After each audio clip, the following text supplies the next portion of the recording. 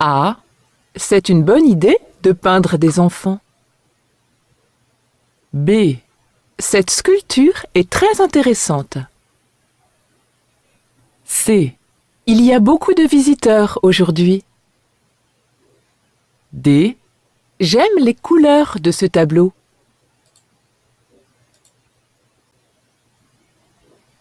A. Il est interdit de courir. B.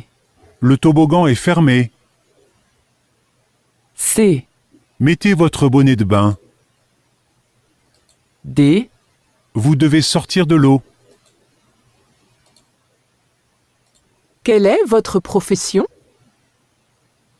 A. Je m'appelle Laurent Dubois. B. Je rentre de Bruxelles. C. Je suis avocat à Paris. D. Je viens d'avoir 36 ans. C'est votre premier séjour en France? A. Non, j'ai fait plusieurs voyages en Asie et en Afrique. B. Non, j'ai gardé de très bons souvenirs de ce voyage. C. Non, je suis déjà venue en vacances avec mes parents. D. Non, je suis partie pour 2 semaines avec mes amis. Bonjour madame, je voudrais des informations sur cette machine à laver. Est-ce qu'elle fait beaucoup de bruit? A. Non, elle a un programme silencieux. B. Non, elle consomme peu d'énergie. C. Non, elle est facile à installer. D. Non, elle peut contenir 8 kilos. Hé Sophie, dis-moi pourquoi tu es toujours aussi en forme? A. Je fais souvent de l'exercice. B. Je lis des histoires drôles. C. Je regarde le sport à la télé. D. Je vais au cinéma. Allô, la réception?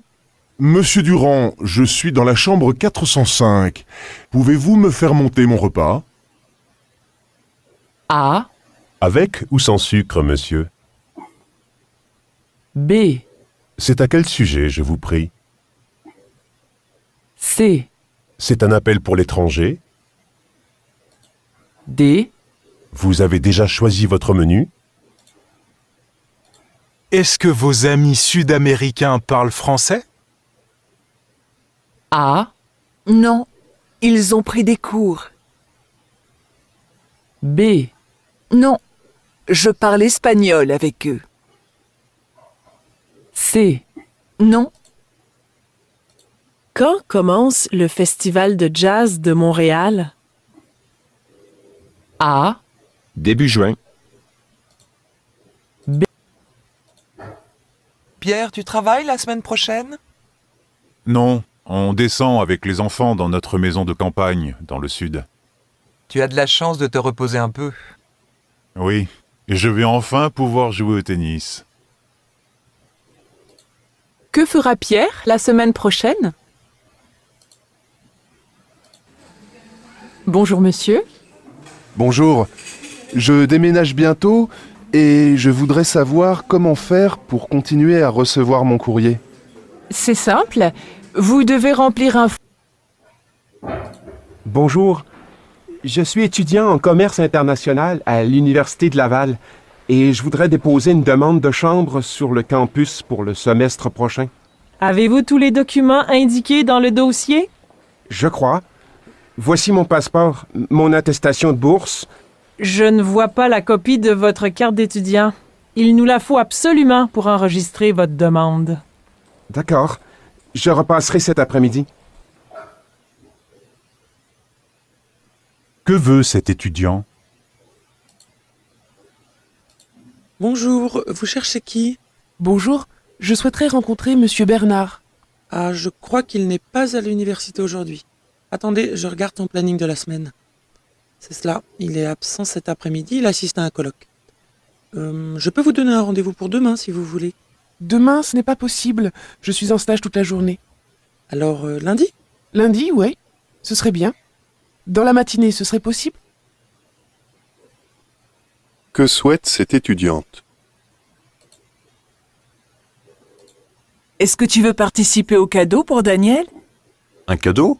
Pourquoi? Il part à la retraite à la fin du mois. Il part déjà? Le service semblera vide sans lui. Et comment va faire le chef sans son secrétaire?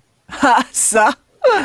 Il essaye de trouver quelqu'un pour le remplacer, mais je crois qu'il va avoir du mal à trouver un aussi bon employé que lui.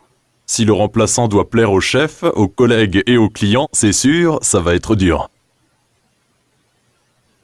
Pour ces personnes, qui est Daniel? Alors, finalement, tu as vu l'exposition Matisse? Oui. J'y suis allé pendant les vacances. Il y avait 2 heures d'attente avant de pouvoir entrer. Heureusement que j'avais un bon livre. Ah oui, c'est souvent comme ça. Mais après, tu as vu? La disposition des tableaux, l'organisation de l'espace, la lumière, c'est vraiment superbe. Oui, il y a un très bel éclairage qui met bien les toiles en valeur, mais dans cette foule, il faut se battre pour les voir. Très sincèrement, j'aurais été plus tranquille chez moi à feuilleter une revue d'art contemporain. Pourquoi l'un des interlocuteurs... Salut Anne, c'est Julie. J'ai vu une annonce pour un appartement à Montpellier. C'est dans un immeuble moderne, au 4e étage. Il est agréable et se trouve en plein centre-ville. Je veux le louer en juillet. Je serais ravie d'y passer les vacances avec toi. Tu y réfléchis? Rappelle-moi. Quel est le projet d'été de Julie?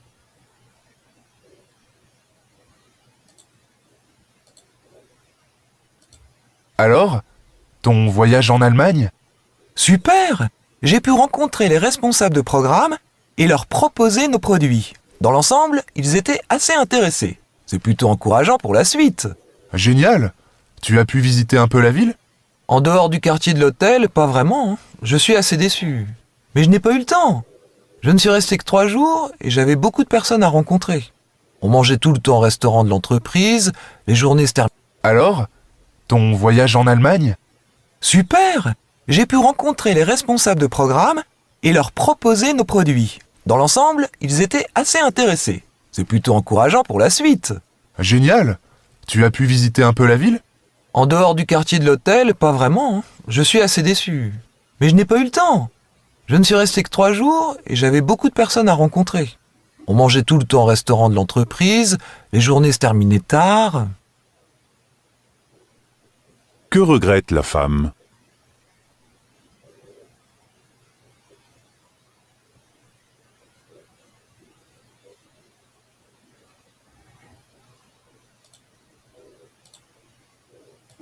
Maman, tu sais, avec Julie, on a décidé d'acheter un lave-vaisselle. Avec les 2 enfants, il y a beaucoup de vaisselle. Mais j'ai peur que ça consomme beaucoup d'eau et que ça soit bruyant. Détrompe-toi. Il paraît qu'on utilise moins d'eau avec un lave-vaisselle qu'en lavant à la main. Et les nouveaux appareils sont vraiment silencieux. Et toi? Tu n'en veux pas un? Oh, je suis seul. Même avec un petit appareil, il faudrait que j'attende plusieurs jours avant qu'il soit rempli. Pourquoi la mère refuse-t-elle d'avoir un lave-vaisselle?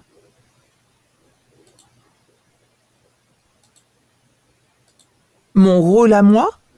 Je suis agent de recrutement. En fait, je suis chargé du projet de démarchage en francisation. Ce projet vise à contacter les immigrants qui sont installés ici au Québec depuis 3 ans ou plus et qui ont besoin de connaître la langue pour faciliter leur vie quotidienne.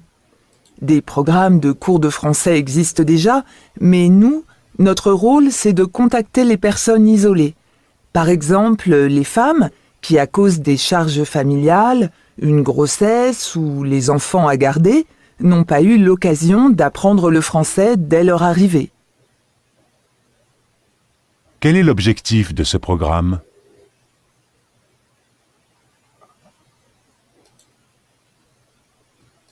En période de grande bousculade dans les magasins pour les achats de fin d'année, si la perspective des difficultés de circulation ou de stationnement vous angoisse, voici une initiative qui va peut-être vous intéresser. La ville d'Angers a mis en place un service original pour que les particuliers puissent faire leurs courses de Noël sans subir le stress des transports en commun.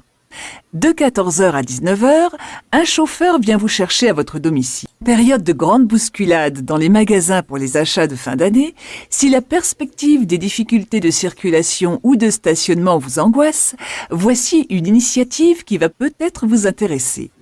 La ville d'Angers a mis en place un service original pour que les particuliers puissent faire leurs courses de Noël sans subir le stress des transports en commun.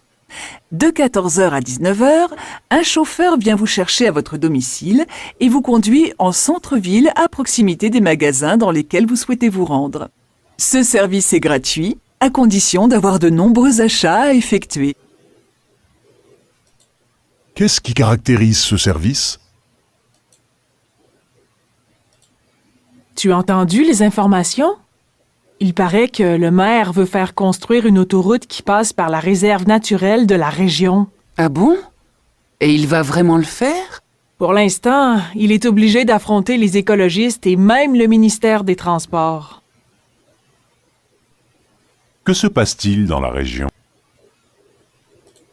Cette nouvelle façon de faire l'info immédiate par rapport à celle que vous faisiez à l'époque d'envoyé spécial vous fascine-t-elle ou vous fait-elle peur? Elle m'inquiète. Elle m'inquiète parce que j'ai l'impression qu'on a tendance à oublier le rôle du journaliste. Nous sommes là pour trier l'information, pour savoir ce qui est vrai de ce qui ne l'est pas. Aujourd'hui, avec l'avalanche d'informations que nous avons, en particulier sur les réseaux sociaux, on ne sait plus ce qui est vrai, ce qui n'est pas vrai. Les rumeurs les plus folles courent et ensuite, on met des jours et des jours à rattraper une information qui était fausse au départ. Je pense que les journalistes en général devraient être beaucoup plus présents dans cette course à l'information et faire attention, c'est-à-dire faire leur métier. Que critique ce journaliste dans la pratique actuelle de son métier?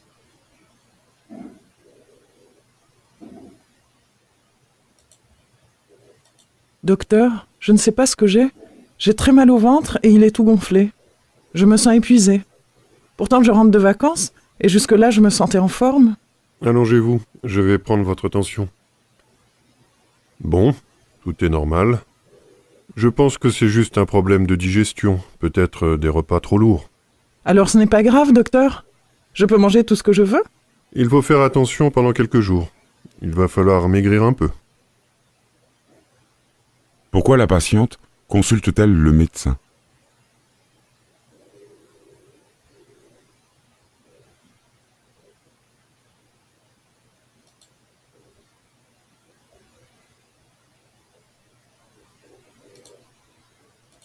Près de la moitié des meilleurs longs-métrages canadiens produits cette année proviennent du Québec.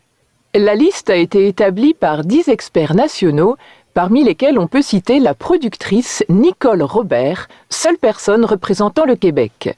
Ce choix permet de mettre en vedette un groupe de nouveaux jeunes réalisateurs passionnants. Ils ont fait un travail audacieux.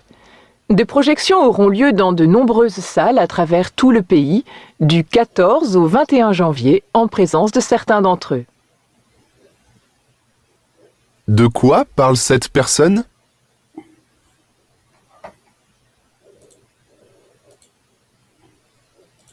Psychologue, vous animez une émission télévisée. Comment faites-vous pour jongler entre vos consultations et vos émissions? J'ai suspendu mes consultations privées dans un souci éthique. Je ne veux pas utiliser cette émission comme fonds de commerce, comme une manière de rabattre de la clientèle. Je suis un thérapeute ordinaire et je ne veux pas donner l'image de quelqu'un qui va plus vite que les autres. Pour quelle raison ce psychologue a-t-il interrompu ses consultations? Quel rapport aviez-vous avec votre père? Je ne lui parlais plus de mes études. Il avait toujours la peur ou peut-être le désir que je n'y arrive pas. Il s'énervait de me voir à longueur de journée dans les livres. Je crois qu'il pensait que j'étais malheureuse. Comment se comportait-il avec vous face au monde extérieur? Devant la famille, les clients, de la gêne. Presque de la honte que je ne gagne pas encore ma vie à 17 ans. Il craignait qu'on ne me prenne pour une paresseuse et lui pour un crâneur. Il disait que j'apprenais bien, jamais que je travaillais bien. Quelle était pour lui la définition du mot travail? Travailler, c'était seulement travailler de ses mains. Quelle relation le père entretenait-il avec sa fille? Souad Haddad, vous êtes libraire à Bordeaux. Parmi vos clients, vous en comptez de très jeunes. Dans un album pour enfants, l'image est-elle plus importante que le texte? Il y a des albums sans texte qui sont très forts. La petite marionnette de Gabriel Vincent en est un exemple. Les émotions sont véhiculées par un trait de crayon extrêmement évocateur et la moindre ligne aurait été de trop. Le bon travail éditorial consiste précisément à équilibrer le texte et l'image tout en laissant l'auteur et l'illustrateur s'exprimer au mieux de leurs compétences. Il y a de grands artistes dans la littérature de jeunesse, qu'ils soient auteurs, illustrateurs ou les deux à la fois. Et il y a aussi des éditeurs passionnés. Ces rencontres donnent naissance à des petits chefs-d'œuvre. Si les enfants ne mangent pas assez de fruits et légumes, c'est peut-être parce qu'ils n'aiment pas ça. En fait, les enfants mangent principalement par plaisir et c'est une fonction que ne remplissent pas les fruits et légumes. Certes, tout le monde est d'accord pour dire que c'est bon à la santé, que c'est nécessaire, que c'est souvent contraignant à préparer, que cela ne remplit pas l'estomac, voire que ce n'est pas bon. Mais on trouve rarement la notion de plaisir associée aux fruits et légumes. De quoi est-il question ?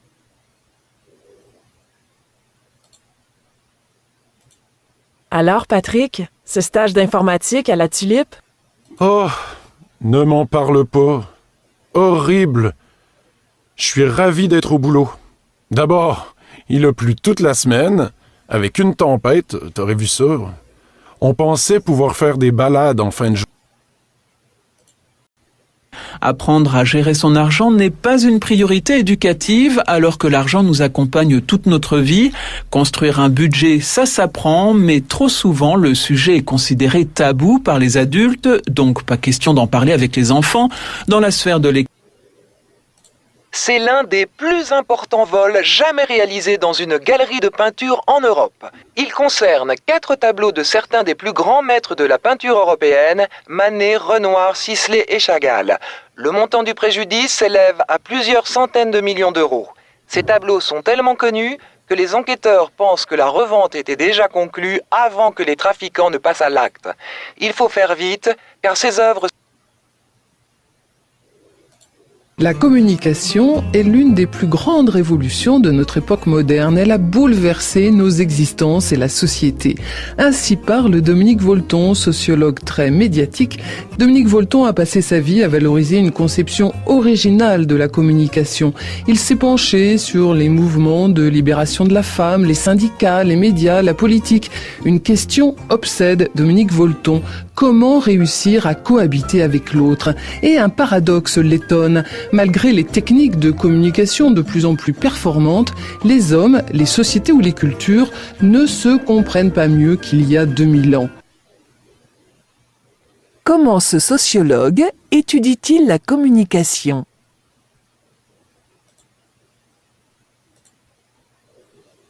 Il faut passer devant plusieurs tableaux de la collection permanente avant d'arriver à un seuil métallique qui marque l'entrée dans un espace entièrement vide. Il s'agit de l'exposition Vide, une rétrospective présentée actuellement à Paris. 50 ans auparavant, un artiste lessivait pour la première fois une salle de musée. C'était en 1958. Yves Klein, célèbre notamment pour ses monochromes, avait alors présenté une salle de musée déserte. L'an dernier, le vide, en art contemporain, a donc soufflé ses 50 bougies.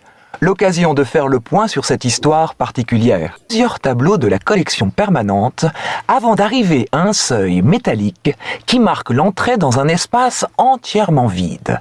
Il s'agit de l'exposition Vide, une rétrospective présentée actuellement à Paris. 50 ans auparavant, un artiste lessivait pour la première fois une salle de musée. C'était en 1958. Yves Klein, célèbre notamment pour ses monochromes, avait alors présenté une salle de musée déserte. L'an dernier, Le vide, en art contemporain, a donc soufflé ses 50 bougies. L'occasion de faire le point sur cette histoire particulière. Le musée parisien consacre donc une rétrospective aux artistes qui, depuis un demi-siècle, ont proposé une autre approche du lieu d'exposition.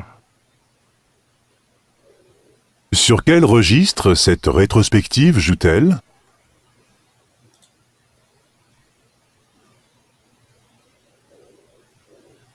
Tableau de la collection permanente avant d'arriver à un seuil métallique qui marque l'entrée dans un espace entièrement vide.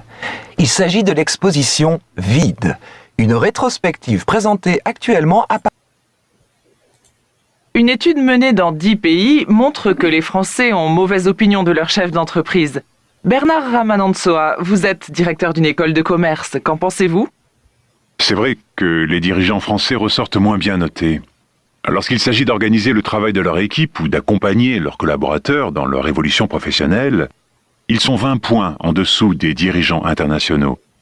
Maintenant, est-ce que cette étude prouve que les chefs d'entreprise sont moins bons ou est-ce que ça prouve que les gens qui ont répondu au questionnaire, quand ils sont français, sont capables d'être plus critiques que leurs homologues européens ? Car encore une fois, il s'agit de perceptions qu'ont les salariés. Une étude menée dans 10 pays montre que les Français ont mauvaise opinion de leur chef d'entreprise. Bernard Ramanantsoa, vous êtes directeur d'une école de commerce, qu'en pensez-vous ? C'est vrai que les dirigeants français ressortent moins bien notés. Lorsqu'il s'agit d'organiser le travail de leur équipe ou d'accompagner leurs collaborateurs dans leur évolution professionnelle, ils sont 20 points en dessous des dirigeants internationaux. Maintenant, est-ce que cette étude prouve que les chefs d'entreprise sont moins bons ou est-ce que ça prouve que les gens qui ont répondu au questionnaire, quand ils sont français, sont capables d'être plus critiques que leurs homologues européens ? Car encore une fois, il s'agit de perceptions qu'ont les salariés de leur patron. Quelle est la position de ce spécialiste par rapport à cette étude ?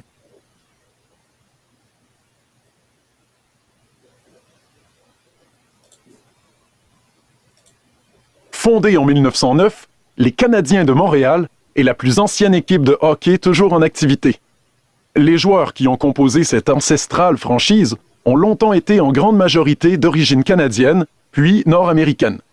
Mais ce qui a marqué longtemps l'histoire de ce fameux club de hockey est que ses héros sur glace ont été francophones.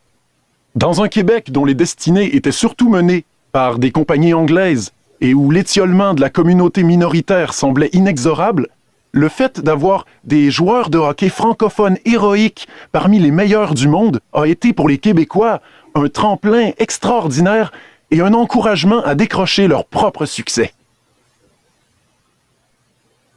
Qu'apprend-on sur l'équipe des Canadiens de Montréal ?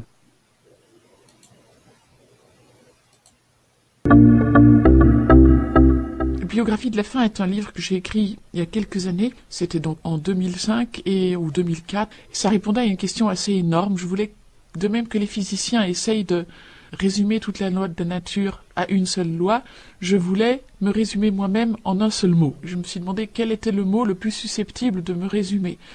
Après avoir quelque peu réfléchi, j'en suis arrivé à la conclusion que le mot faim, hungry, hunger, était celui qui me résumait le mieux.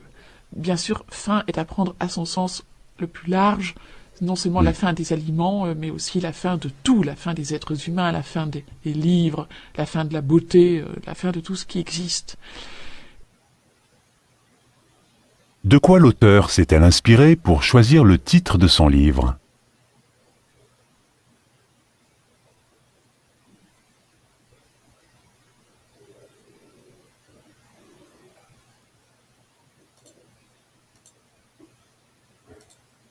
Les musées sont de moins en moins ces lieux morts et poussiéreux qui habitent encore votre imaginaire. Décors vivants, animations, son et lumière, chasse au trésor, jeux de rôle. Tout en exposant les collections, les musées innovent et proposent aussi de se divertir. Mais se divertir jusqu'où ? Jusqu'à ne plus voir l'œuvre et seulement son emballage ? C'est le risque que pointent certains dans cette course à l'attractivité. Quelle inquiétude exprime l'intervenante concernant les musées ?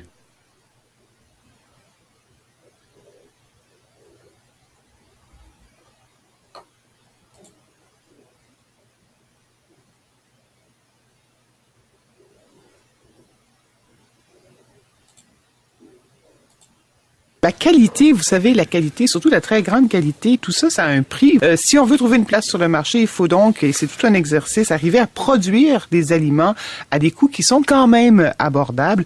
Et c'est l'exercice qui occupe en ce moment Sophie Barry de Caroléi. C'est une petite fabrique de pâtes et de sauces qui est installée à Sabrevois, en Montérégie. Que cherche à faire cette entreprise ? Au mois de mars dernier, l'AUF, Agence universitaire de la francophonie, organisait à Dakar ses journées scientifiques autour du thème de l'appropriation du français par les écrivains d'Afrique. L'occasion de rencontrer un certain nombre de spécialistes, et plus précisément 2 écrivains qui s'intéressent à la littérature d'enfance. Il s'agit d'Abdallah Madari Alaoui et de Guy Missaudet. Depuis longtemps, ils essaient de cerner l'évolution de cette littérature destinée à la jeunesse, qui au départ ne se différenciait peut-être pas tellement de ce qui est production littéraire, et puis en prenant de l'ampleur, commençait à avoir une identité propre. Selon la journaliste, Au mois de mars dernier, l'AUF, Agence universitaire de la francophonie, organisait à Dakar ses journées scientifiques autour du thème de l'appropriation du français par les écrivains d'Afrique. L'occasion de rencontrer un certain nombre de spécialistes, et plus précisément 2 écrivains qui s'intéressent à la littérature d'enfance. Il s'agit d'Abdallah Madari Alaoui et de Guy Missaudet. Depuis longtemps, ils essaient de cerner l'évolution de cette littérature destinée à la jeunesse, qui au départ ne se différenciait peut-être pas tellement de ce qui est production littéraire, et puis en prenant de l'ampleur, commençait à avoir une identité propre. selon la journaliste, en Afrique, quelle tendance suit la littérature destinée à la jeunesse ?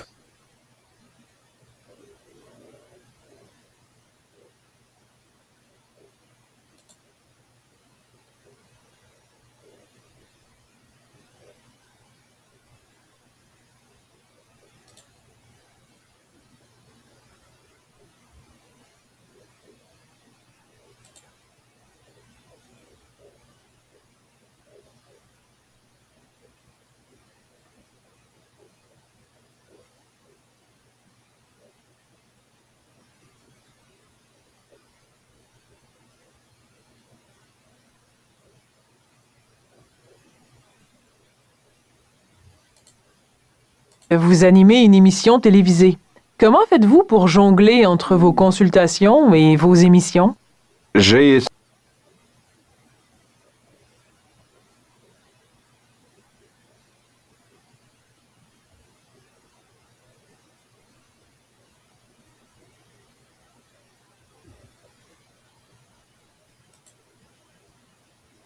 De moins en moins ces lieux morts et poussiéreux qui habitent encore votre imaginaire. Décors vivants, animations, son et lumière, chasse au trésor, jeux de rôle. Tout en exposant les collections, les musées innovent et proposent aussi de se divertir. Mais se divertir jusqu'où? Jusqu'à ne plus voir l'œuvre et seulement son emballage? C'est le risque que pointent certains dans cette course à l'attractivité. Quelle inquiétude exprime l'intervenante concernant les musées ?